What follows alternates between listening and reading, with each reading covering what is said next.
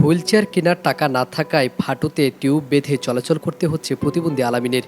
আলামিন জন্ম থেকেই প্রতিবন্ধী। জন্মের পর থেকে তাকে এভাবে কষ্ট করে চলাচল করতে হচ্ছে। আজকে আলামিনের বয়স ১৯ কি ২০, কিন্তু এত বছর পরেও সে একটি হুইলচেয়ার কিনতে পারছে না। তাই তো হুইলচেয়ারের কষ্টে সে এভাবে তার নিজের হাঁটুতে গাড়ির চাকার টিউব বেঁধে কষ্ট করে চলাচল করতে হচ্ছে। আলামিন গাজীপুরের নাউচর একটি পাম্পের সিঁড়ির নিচে দীর্ঘদিন ধরে বসবাস করছেন এবং এই পাম্পের আশপাশে ঘুরে যে টাকা আয় করেন তা দিয়ে তার জীবিকা নির্বাহ করে এবং বাকিটুকু টাকা তার পরিবারের মা বাবার কাছে পাঠিয়ে দিতে হয়। কিন্তু অর্থের অভাবে সে একটি হুইল চেয়ার কিনতে পারছে না। তাই তো চরম কষ্ট নিয়ে তিনি এভাবে মাটির উপর হাতের সাহায্যে তিনি চলাচল করতে হচ্ছে, যা হয়তোবা দেখে আপনি নিজের চোখে বিশ্বাস করতে পারবেন না।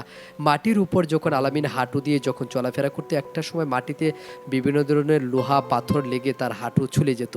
এরপর থেকে তিনি তার হাঁটুতে এভাবে রাবার লাগিয়ে তিনি চলাচল করেন।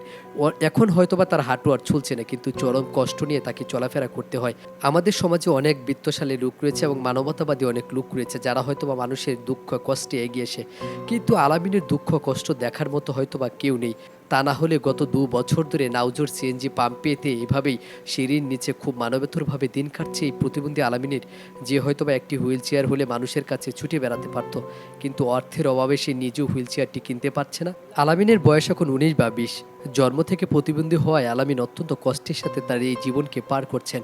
তার মা বাবাও তাকে অনেক ভালোবাসে, কিন্তু প্রিয় সন্তানকে অনেক সময় মাঝে মাঝে এসে গাজীপুরে এসে দেখে যায় তার মা বাবা।